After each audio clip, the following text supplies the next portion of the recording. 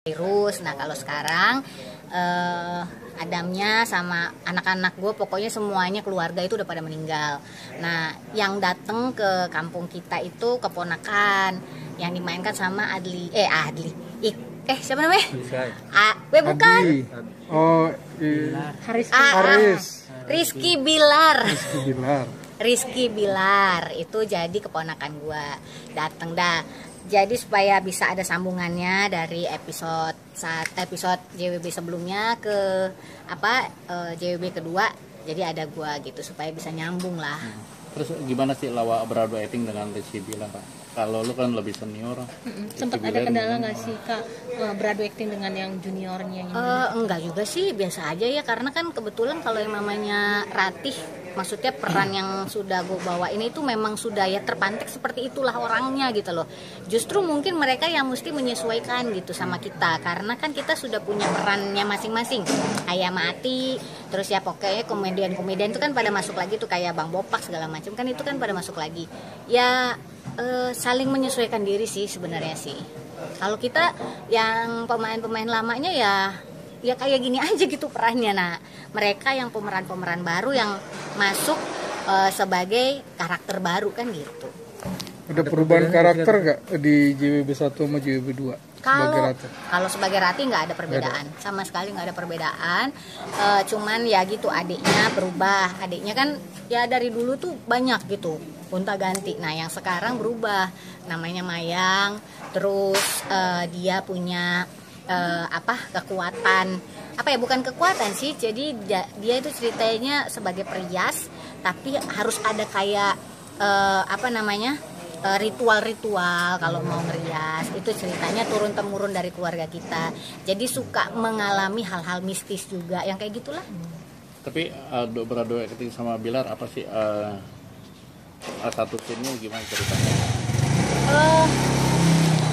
Sebenarnya sih kalau untuk pengalaman masalah beradu actingnya itu nggak ada yang spesial, biasa aja semuanya. Karena karena biasa aja semuanya, kita melakukan sesuai dengan peran kita masing-masing. Nah kalau untuk kayak menyesuaikan individunya gitu, pribadinya, karena kita masih baru ya otomatis awalnya kita kenalan dulu, terus barulah sekarang mulai agak akrab gitu. Tapi bukan berarti yang abis itu sampai curhat-curhatan, ya enggak juga gitu, karena kan kita juga beda umur jauh gitu kan. Enggak, ini syuting sekarang sama kita masuk ke episode 14 syutingnya. Enggak, sama Bilar ini beradu actingnya apa, scene-nya ada scene apa yang mungkin yang bisa seru atau apa? Enggak, ya biasa aja semuanya, karena Bilar ya tinggal di rumah gua kan. Bilar sama ada Atswa sebagai adiknya. Ya semuanya sih sama sih, dengan tema-tema yang horor, komedi, sama ada romantisnya juga. Jadi ya masih ada cerita sekitar situlah. Kalau misalnya tantangan menurut gue sih masih sama aja sih sama yang kemarin gitu, cuman beda perubahan di karakter di yang muda-mudanya aja sih. Kalau dialog itu sama Bilar apa? Dialognya biasa aja. Iya, dialog satu scene-nya apa, misalnya seperti apa sih, dialog apa gitu? Ya biasa aja sih, kayak misalnya kita kan karena keluarga yang memang sebenarnya keluarga yang bisa dibilang bisa jadi contoh gitu ya sama orang-orang lain. Jadi kita itu selalu menerapkan kalau pamit kita harus mengucapkan assalamualaikum, ketemu juga begitu. Terus habis itu kita juga keluarga yang kelihatan sering rajin sholat, ngaji si Bilarnya, yang kayak gitu-gitu sih.